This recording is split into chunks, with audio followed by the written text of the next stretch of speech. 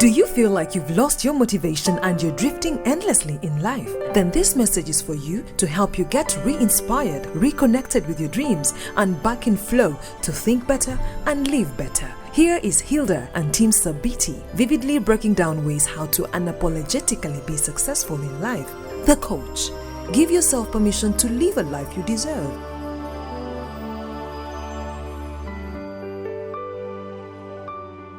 What we want to talk about, some of the things that you ought to know. People get married for the wrong reasons. When you do, the chances that you will regret when you get in there. Many. Exactly. Yeah. But what we would want is to get you ready so that when you get in there, you enjoy it. True. So it's something to enjoy. It should be easy. It should be, so simple to love and to be loved. Who doesn't want that? But most of you, I will not use the word Tim told me to to put in place of difficult, but most of us we complicate things, and we want to uncomplicate those things by telling you what exactly you should know before you even get in there. There's someone who said something that put a smile on my beautiful face. You have a beautiful face. I thought so. Okay. He said that meeting you was fate. Becoming your friend was a choice. But falling in love with you was beyond my control. It was a natural thing. Yeah. This is where people get lost. This is where this is where people get lost, my friend. People have an engineering school of engineering feelings because the clock is ticking, because the friend has a boyfriend, because the friends are getting married. Yes. So they engineer the feeling because it says that falling in love with you was beyond my control. Have you ever seen a person falling in love? Yes, they're head over heels. I usually, they're brainless. I usually say kasita otandika okutegeera mu love oba otandise okuva mu love. Bobera mu love, you find yourself doing silly things. I know. But they make and a lot sweet. Of sense. Yeah. Because you are in love. You know a person who is in love? Tayagala kumanya. And the bond is so strong. Yes. They would do anything I usually for say you. Empewe kefuwa kukali akategeera. Nga kekagenda kokka. Ni woba in a PhD, even if you have a doctorate, the moment you're in love, you actually don't understand what everyone else is telling you. Someone is telling you, go slow. That girl, you're like, go aside. Me, I love her. I know. Are you the one in love with her? She loves me. Maybe she didn't love you. That is why I think this song by Juliana, where he says that the pepper that you're not eating, why is it that you're feeling the pepper that you're not eating? You leave me eat my things, even if they're full of pepper. So that is love for you. Okay, number one, we'll talk about the word lust because natural love, lust are totally different. Yeah. Sometimes there is lust, which is the evil desire, that evil desire to possess. As in, lust is completely different from love. When we talk about lust, we talk about the extreme. We talk about anything that is not the natural way explaining, where it is real and genuine, but it's because you are attracted to this person for a certain reason, yes. For selfish reasons.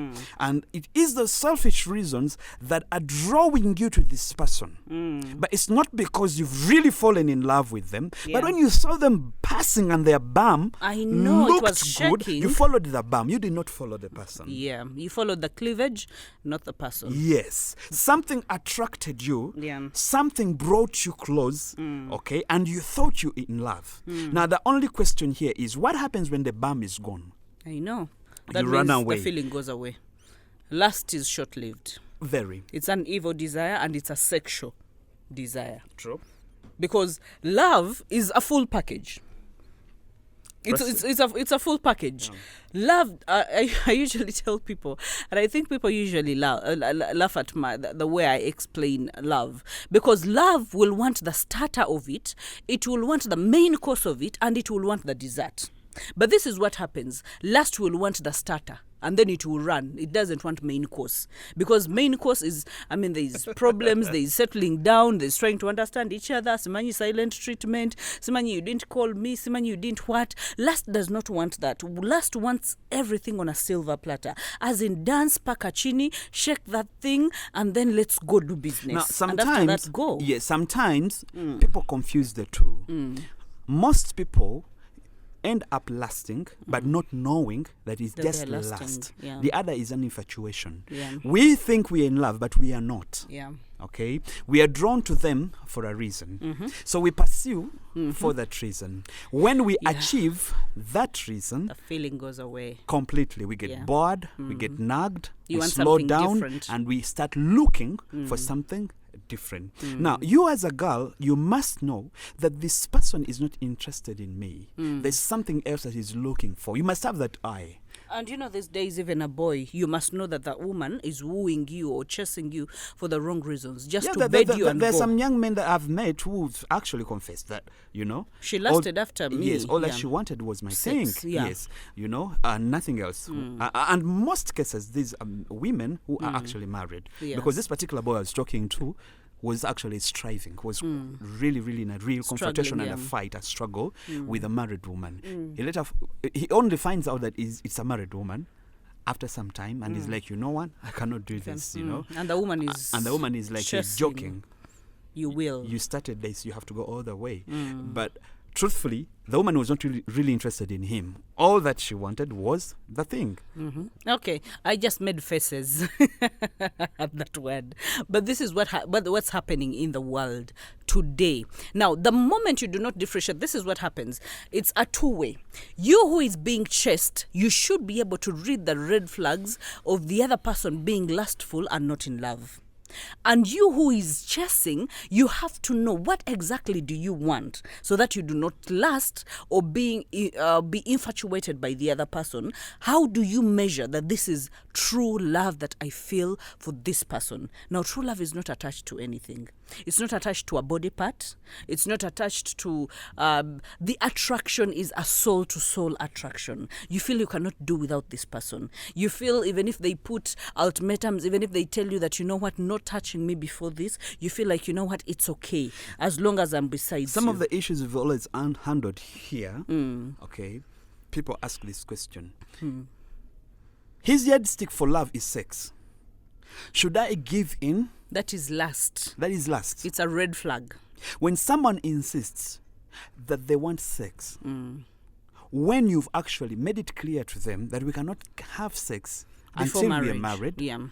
know that probably it's not only you that he has come to. He has gone to like 20 other girls. And if that's him, he will walk away. Sex will not keep him. He is not in love with you. Yeah. It is the sex that he wants from you, and he has made it clear. Now, there are even other cases where you are in the so-called relationship with a person. Yeah. Every time you send a text, you end it with "I love you," and they only respond saying "I like you." There's a difference between "I love" and "I like." And I like, yeah. So you really need to be very, very serious And about your life. when you love someone that much, you'd want to ignore that. Yeah. But it is an issue. Someone has said, "I like you." And this He's is not what said, "I love you." He But said, you know, "I like you." Some people give excuses and say he will learn to love me. They overlook it intentionally. They give excuses for the other person. That means you're actually not in love. You're not getting into this relationship for the right reasons. You're getting into this relationship to force yourself on someone who does not love you. And that should not be. Yes, who's actually made it clear Yeah. that he likes you. Yeah. Maybe their chances will graduate into love, but for now he's made it clear it is "I like you." And some people have Now, made it clear. don't set yourself up for a disappointment. Don't create expectations and get hurt later. Take it that he likes you. Stop sending him "I love you." Keep it at "I like," because that's where you are right now. Probably he or she just wants to friend zone. Is not interested in taking it to another level. So don't put your hopes high, lest you get a heartbreak that you don't need. Wow, people put ultimatums, all sorts of ultimatums about sex. If you cannot have sex with me, then we can't have a relationship. And then you keep giving excuses. And one thing, by the way, that is at the center of it all the hurt, the rejection and everything, is because we have failed to know which is which. Is it lust? Is it love? Is it lasting? Is it not lasting? Is it infatuation? Is it friends with benefits? Is it because people are not clear? And a person who lusts after you will not come to you with a signpost on their forehead that says, I am lusting after you. But whatever he does will show you, because lust has actions and lust is short-lived. Now, when you come to the bad boys, by the way, they can wait for you. Have you ever seen a dog that does not bark but is just waiting to bite? A bad boy can wait for you and say, you know what, let me invest my 6 months into this. But everyone has said that girl is impossible. I will bed her. And all he's fighting for is to take you down. He's lusting after your body. He does not want a relationship. So look out for that. It will help you a lot. That is number one. Mm-hmm. Number two is the past. Mm-hmm. We usually want to ignore the reality about everyone has a past. And we shouldn't be ashamed of our past. We should freely share our past so that we can then address the future with more courage.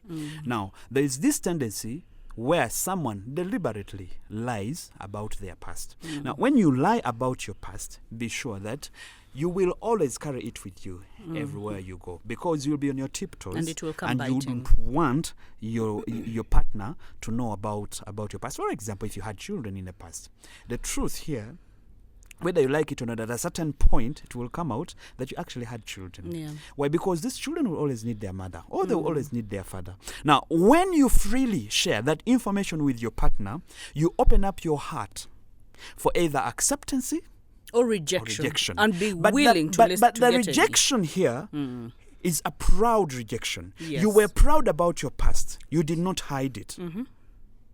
Where the problem comes, again, when we talk about our past, is you trying to dig deeper than necessary. You give us what we really need to know. Yeah. Don't give us what we don't need to know. And that is an insecure person who will ask the nitty-gritties. What kind of sexual styles? Where? Which restaurant did you go to? What and what? Those things are very unnecessary. Someone has told you that I was in a relationship with so-and-so. He's respected you enough to tell you that. Yeah. At least respect them back by not trying to dig unnecessarily. Deeper than unnecessary. Yeah.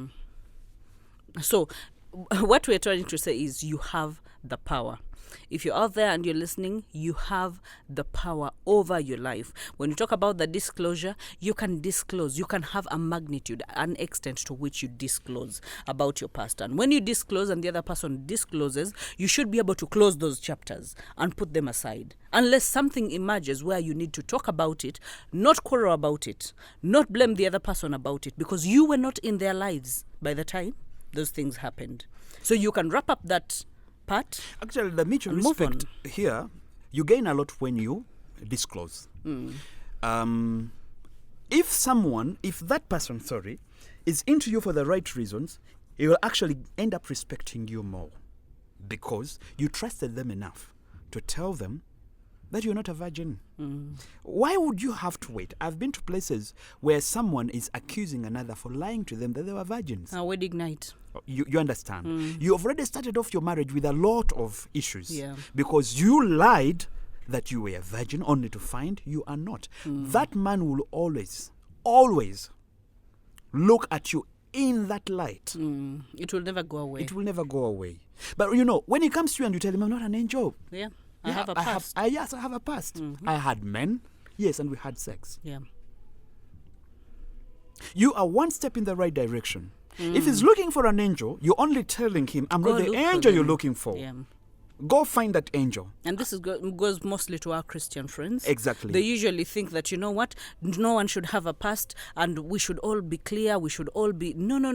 You are a human being and you can err, you can make a mistake. But the moment you say it out loud, then you're liberated.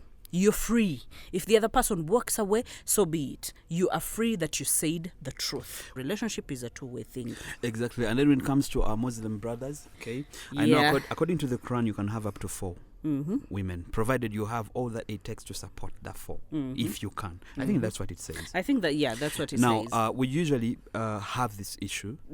And we've had lots of issues in issue. line. Okay. You have number 1, and you're planning to bring in number 2. But number 1 does not know that you're bringing in number 2. And number 2 does not know that there is number 1. You're putting yourself in a state of quagmire. And who's going to fight your battle? I know no one is going to. But what you're actually doing, you're setting up number 1 and number 2 to have a battle that is unnecessary. Yeah. Because they will discover each other. And that means you're not Yet man you enough. already know that according to your faith, which is actually your religion, you can have more than one. So why not be a man and stand up to that equation? The problem is most of you make promises that you know you cannot fulfill, or at the time that you're making promises, you're head over heels for someone, and you promise that, you know what, it's only you, there will never be any other, and you give all those promises, heaven and earth and everything and paradise, and then time comes when you feel you actually want to do it. Now this is where we say the truth will set you free, because the moment you are free with who you are and the people that you are with, no one is going to break down. They will accept basing on what will actually happen. Will happen. They will accept you for who you are. They will not accept you basing on a fact or a lie that you actually gave them. Actually, you should be truthful. The better to prepare them, because as I said earlier, if your religion permits, if he has given you that green ticket that you can have a second wife, prepare them. Why hide? Let them know that you're bringing in number 2, rather than setting them up to fight each other. It is not necessary at all. And that shows that you're not man enough. You're not man enough. Be the man. Okay? Decide what you want. You know, you've decided to take that, you're taking that decision. Make sure that you respect your number 1 enough to know that there is a number 2 coming. And the number 2 to know that there is a number 1. And respect number 2 enough to know that there is a past. Yeah. And that past is your number 1. And it's possible the number 1 and number 2 what we're talking about could be number 3 or number 4. Whichever. Yeah. So here you should be proud about your past. You should know that this past exists. With my wife number 1, we're having 6 children. Will you marry me with 6 children? Will you accept them to be your children? Let this person accept Let this person at least have an opportunity to decide. That's the only respect you can give to them. Now, when we talk about our past, there is a lot. Yeah. Though, again, there is this other angle where you have an opportunity to talk about your past. You yourself talking about your past, but you say everything that is not necessary. For example, someone takes you to a dinner date and you tell them that, you know, mu lunyiriri lwaffe tulinamu n'abasezi. Bw'oba tosera kati byogera byaki. I know, just leave it aside. Bw'oba tosera, it's enough. It's like you're giving him a warning sign that you know what, run for your life. By the way, teweebuuza, when you call him after that date n'atakwata simu zo ne message zo n'ataziddamu, because you've only told him that run away. Yeah. Bw'oba tosera, ate by'abasezi oleeta byaki. We have sickle cells here. We have what? Yes, we are saying that if you're tested and you're fine, because that is a prerequisite for your marriage, if you're tested and you're fine, go away, go on with your life. Because some of the past is beyond you. Okay? And a reason as to why we are sparing you from some of that past is that someone interested in you is interested in you as you, not exactly about everything that comes with you, the baggage and everything. Yeah. So if there's anything about you that you ought to tell them, please do, in good faith. Yeah. Because that is your past. But when you're trying to dig up to the 3rd and the 4th generation, and you want to bring all that baggage, because, let me tell you, fenatuina, a lot that lies from the 1st, 3rd, and whatever generations. But we let it lie. Yeah. Because why wake up the sleeping demons? You get the point, Hilda, okay? You know, my judge was a murderer. He used to slaughter people. He slaughtered older people on Kampala Road. So what, as in for what? What Are you trying to tell me? Are you telling me to just run away? Nti muli babinyo. Mmere bwe nannema n'okulya ne mbanga agenza okufuuyisa n'esida. I understand. Please, I think you've gone overboard.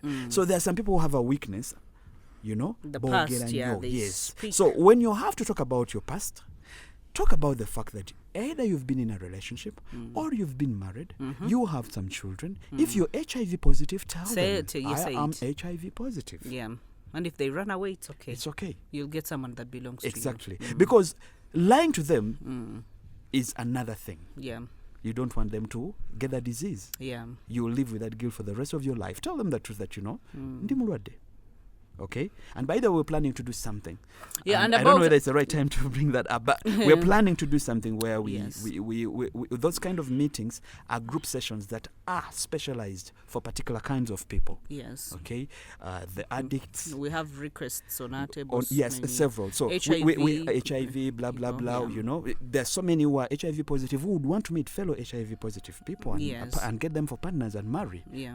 These days HIV, muntu awangala, even beyond 60, 70 years, it's possible. So, so we're coming up with a kind of arrangement as well, but, it's still all in preparation, in preparation, yes, and we don't want to preempt, but that's part of it that we would want to do. The different kinds of addictions, we try to deal with them as they are, and we try to see ways we can help people who are really, really into deep addictions. True. So all that is in the pipeline, but I wouldn't want to preempt. But anyway, going back to what I was saying, there's nothing wrong about you sharing your past with a person that you love. But the right past. Not these things of me, I used to be a slut. Those things, they do not work. Make sure that you have a limit as a person, and even you as a person, do not overdig. Make sure that you listen to what you're being told and make sure that you make a decision accordingly. Exactly. My number 3. When people are in love, everything is good. In the first days, everything is rosy. Yeah. Everything is so sweet. I'm telling you. Even when you do something wrong, it is interpreted as okay, it's fine, it's okay. But that okay fades with time. A time comes when she looks into your eye and tells you it's disgusting. But when does that time happen? That time only comes when you have now married and you even have kids. And that's why people spend a lot of money seeing counselors. Anyway, we don't have a problem making the money. But how about you try this out? Nyiza koyo gowulira nti oyagala nnyo nga temunaba onlabe akuba kumpi asamba akuba sama akola ki when they're pissed. Yeah. Amaaso atunuza ndali kaseera ako, there are lots of things that people do. But by the way, this is serious. You try to get onto their nerves to see how they react, whether financially. How do they insult? How do they respond? Are they the kind that slap, kick? Yeah. Because ajja kusamba ng'oli lubuto. If you don't pick their calls, how do they react? You have to sample that. If you tell them you have an appointment now, I know this one is quite tricky. Because I know you're wondering, the truth is, whether you like it or not, two people living together, married, as a must, you will annoy each other. But how about you try to test this person to see if you step on their toes, if you annoy them. Do they bounce like a tenor? Do they somersault? Do they curse you? What do they do at that point? But some of us, by the way, you really want to hold on, kufuida ka relationship, you're just holding on until the marriage. You're holding on. You're working so hard towards the ring. You're working, as in you're keeping everything neutral and everything. You're on tiptoes. You're on eggshells. When be yourself. People are stressed, they all respond differently. Yeah. We all have a way we respond. Now, that response gives you an indication of the measure you should carry when you are married. If it's the kind of man who can slap you in a relationship, just know that when you're in the house, he'll give you 3 slaps plus a kick. Yeah. And the next year he will give you 6.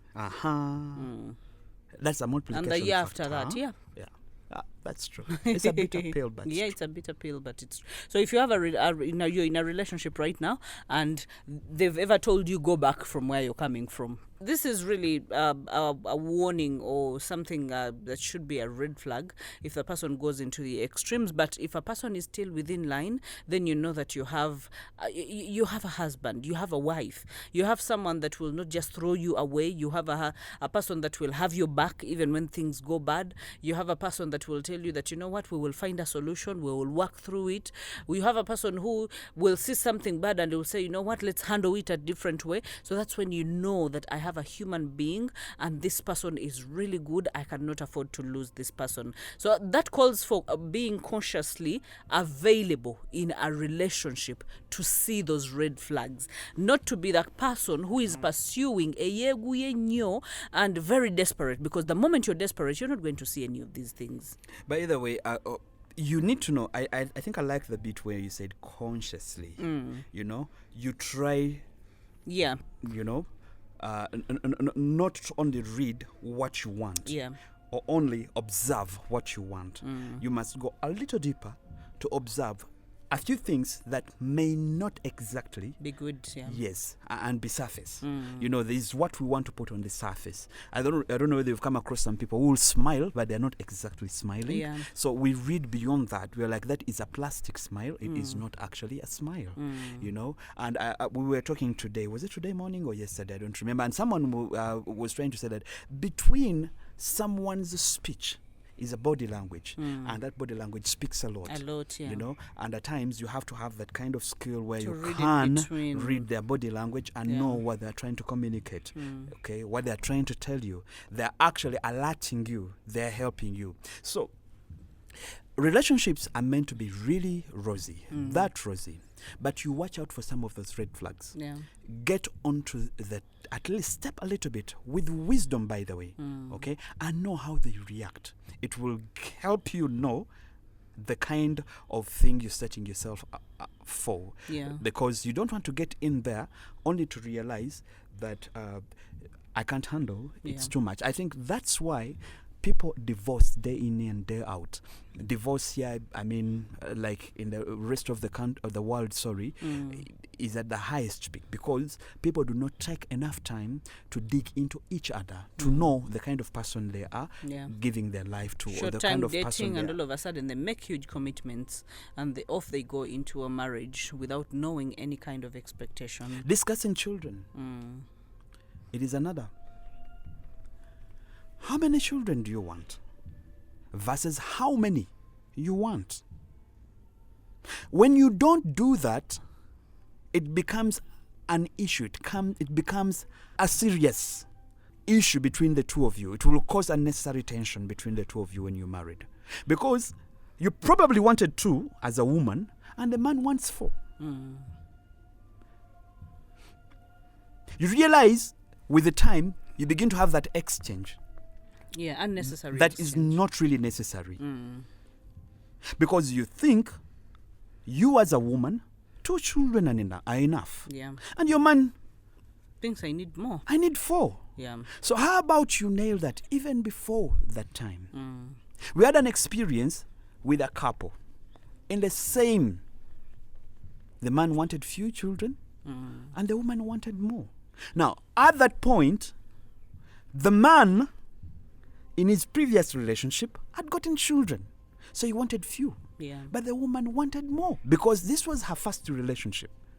Now, it is supposed to be called a blended family. Yeah. But at the point of blending these 2 families, there must be conscious agreements and decisions about the blending of the 2 families. Yeah, and the expectations. Exactly. And then it also requires an open mind. Very true. As you go along. Yes, as a must. Because more discussions will erupt. You do not just talk about it and it ends. Yes, and you don't want a situation where they're telling you, do birth control. Yeah. And you're lying that I am doing it while you're not. Yeah, and then you get pregnant and someone is rejecting you. Yeah, and the man is saying, it's not my child. I told you not to. Yeah. You get the point. So you need to discuss And then the open mind is to know that, by the way, this has happened. How do we handle it from now going on? You do not become the monster, or you do not become the devil in a relationship or a marriage. If it's you, a woman who says that, you know what, I've seen, by the way, women who wanted less children and men who wanted more children. And she goes on family planning, but maybe family planning fails her, and she's here abusing and insulting to the level of denying the husband sex and saying, you know what, I will never have sex with you, because if family planning has failed me, then I have no sure way of knowing that I'm not going to have children. So the open mind is for you as an adult to gauge things as you go along. Yeah. To be able to be forgiving, to be accepting, And to look for solutions together. It's also possible that you can convince your partner to see things your way. Yeah. But that only happens in the relationship. With proper communication. While it still has those expectations, it can bend because it loves you as a person. It does not want to lose you. So the opportunity you have is to try and preach your gospel. You tell him what you think and what you like. You tell him that I want 3 children because of the following reasons. He's a human being. He will understand. If you wanted 7 children, he may cut and probably say, how about you come halfway? You want 3, I want 7. How about we make it 4? You come to a common ground. You realize that at least you have. Now, in case things change in the marriage, because someone might want to go ahead of me and say, wow, we've tried that, but in the marriage things change. It's true it can change, but at least you had an opportunity to discuss this before marriage. And you had an open mind to see things the way they are in different. So in preparation for marriage, we don't omit the fact that we talk about children. Because when we get into marriage, the fruits of marriage, the obvious one, number 1, are children. In other sophisticated communities and countries, they even talk about how to parent. Yeah. But here, we're still lucky that we don't go that far. We handle it as it comes. Case by case. Yes. Others will tell you need even to plan whether to work, who drops out of work to take care of the children. But it's because their economy is really tight. Yeah. They can't afford a nanny. The nanny is too expensive. Yeah. So because they can't afford, they're like, one of us is going to stay home and take care of the children. Yeah. So it is understandable. That can be discussed. But here we are still okay. You can still call in Chiboga. I come from Chiboga anyway. And tell them, please, njagala yo mwana. And 100,000, 200,000, you can have a very good maid who will take care of your child. Anyway, it's still affordable here. But that's where we're going anyway. With time to come, that's where we're going. Where you now have to even discuss that. And don't wait until. But as we speak right now, we can talk about at least how many children. Yes. And agree that we're either going to have 3, 4, or 5. And as you grow, things change. You have an open mind, because it's very possible that you will have talked about 8 children. And like I know a person, someone who wants 12 children. And you can get somewhere and the wife says that, you know what, we have 7, but I think I'm getting tired. Yeah. I think we've heard of women who have said that, you know what, I've not had a life of my own. Yeah. I've all been in labor wards all through, 7 children, and I'm tired. And the man is saying, I want a football team. Yeah. And he insists, gets stuck by the way. Yeah, it's like to I his want mind. Yeah. So you should be able to come to a common ground and understand the other person's point of view. Very true. Step in their footsteps and their shoes. Yes. Yeah. And try to feel for them. Then the other is about finances. People shy when you talk about finances, but it's something that you need to address before getting there. Finances are very, very, very important key when it comes to marriage. We all have our expectations when it comes to money. Okay, and we all respond a differently way. Yeah. When Spend it comes differently. to money. Exactly. Yeah. So you having time to talk to the person who wants to walk you down the aisle and talk about money, because whether you like it or not, when you get in there, money will be an issue. Yeah. While you are thinking about school, feeding, Bills, accommodation, medical bills, and etc., is probably thinking about something else. yeah, His priorities could be different. buying gadgets, cars, Exactly. yeah, But you're still renting. And probably has 3 or paying cars. school fees for other people. Yes, all that. All that, where you have about 3 cars, but you don't even have a plot Yeah. of land to build a small house. And he would comfortably tell you, I don't think I want to build right now. Now, how about you discuss that before getting into the marriage? So that you agree that we are not going to build in the next 2 or 3 years, but we will build in the next 5 years. Now, when you agree on some of those tiny little things, concerning your finances, you create room for negotiation and understanding when you get married. Because then your priorities seem to be aligned. If your priorities are aligned, then there is no room for much contention. Remember, mark the word much. Because there will be some contention, Yes. but not that much. Okay? We all have our own habits when it comes to money. But when we talk about it in advance and prepare for it, then we know how to handle when that situation comes. Let me give an example. Before you got married, probably you were all working. Yeah. And the moment you got married, one of you lost a job. And it's the other to support you financially. You don't want a situation, you as a man, to be your wife, to treat you with contempt because you don't have a job. But remember, if you had addressed this much earlier and had already agreed on how you're going to handle run the home, run the home, it will not be a real big issue. Yeah. I've seen so many who've handled this that way. Yeah. And when they get married, by the way, you will hardly tell who the breadwinner is. Yeah. Because the woman and the man have aligned their priorities. They're on the same And chapter. they seem to be on the same chapter. Even when it's only one person that is earning. So it's very important to know, because you're looking at the eventualities of life. You're looking at when both of you are working and everything is okay. You're looking at when someone is either on a maternity leave or something, or maybe they earn commission based. So if they do not work, they cannot get money. You're looking at when someone gets an accident or something. So there are so many eventualities. But the moment you talk about it, and then you it gives realize, a Hilda, ground.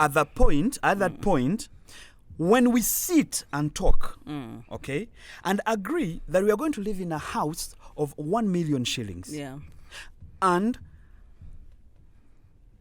you're contributing 30%, I'm contributing 70%, and probably down the road, I lose the job, Yeah. And the one that you was have to take contributing it all. 70%. Then at that point, you as my wife will understand why we should leave a house of 1 million shillings And go to and something look for a affordable. house of 300,000, because I was paying 700,000 and you're bringing in 300,000 to make 1 million shillings and pay the house. But right now, I don't have a Things are job, and different. I was the one who was contributing the most. Yeah. So at that point, you will not take it in bad faith as my wife when I tell you, please, Let's look right for now we cannot something. afford a house of 1 million shillings, but we can live in a house of 300,000. You will easily understand and you'll back me up. Yeah. You get the point? Because you talked But about if it. I showed you from the relationship that I don't care what you think, I can do it on my own. When calamity strikes, Oh, you can't go back. you will still expect you as my wife, me to foot 100%. To make miracles. And you will still expect that we'll still stay in this house of, And then you of 1 million start shillings. complaining as a woman. He does not pay rent, so where should we stay? Why should I even cook for him? Why should I even do what? But the There's so problem- many, we did not talk about our the finances. foundation was shaky, and it's the hardest conversation to have. I think there's a time I was talking about why millennials fear marriage. Now, the millennials, and one of the reasons as to that I found out why millennials fear marriage, they fear hard conversations. Yes. They run away from hard Hard conversations. conversations. They want don't things want to to happen face. far. Yeah. You know, like has to I be can coincidence. chip in here, I can chip in there, I can chip in here, but without proper direction. So they do not know how do I face a hard conversation? And how it do I is talk? all because most of our lives are an impression. We ride on an impression than a reality.